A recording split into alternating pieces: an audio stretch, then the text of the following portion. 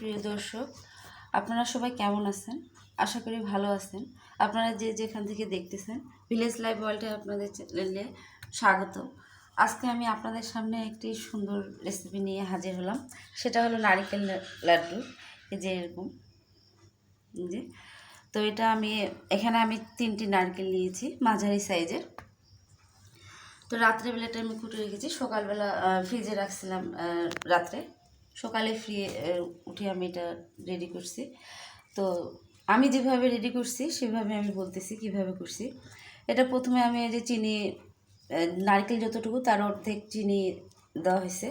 সর্বপ্রথমে আমি পানিটাকে নেওয়ার পরে 1 বাটি পানি, হাফ বাটি যে চিনি নিচ্ছি, নিয়ে এটাকে একটু গাঢ়ভাবে আসা পর্যন্ত অপেক্ষা করছি।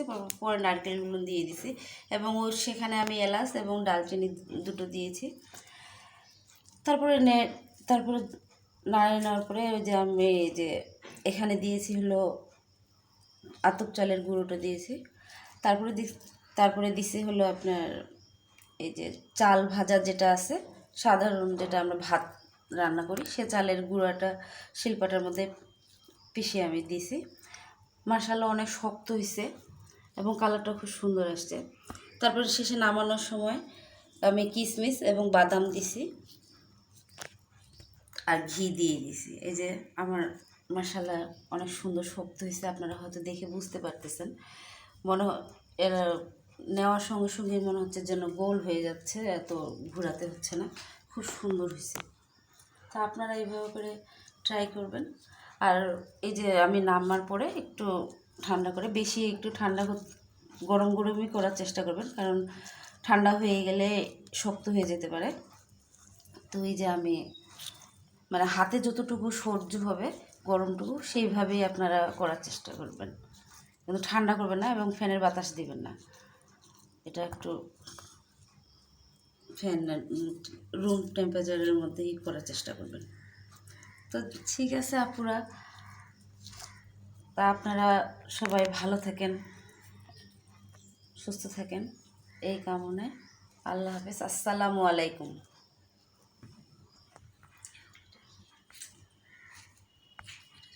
রেডি হয়ে যাবে।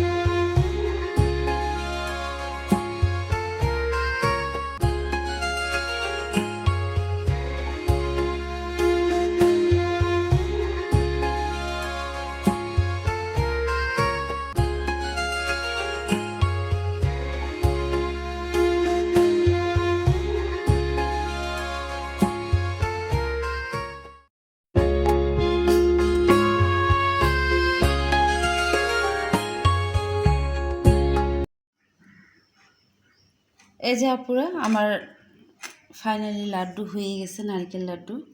তো আপনারা এইভাবে করে বাসায় তৈরি করবেন, মজাদার এবং সুস্বাদু, খেতে ভালো লাগবে। এটা একটু সময় নিলে শক্ত হয়ে যাবে। এটা আপনারা অনায়াসে 1-2 মাস রেখে খেতে পারবেন, কিছুই হবে না।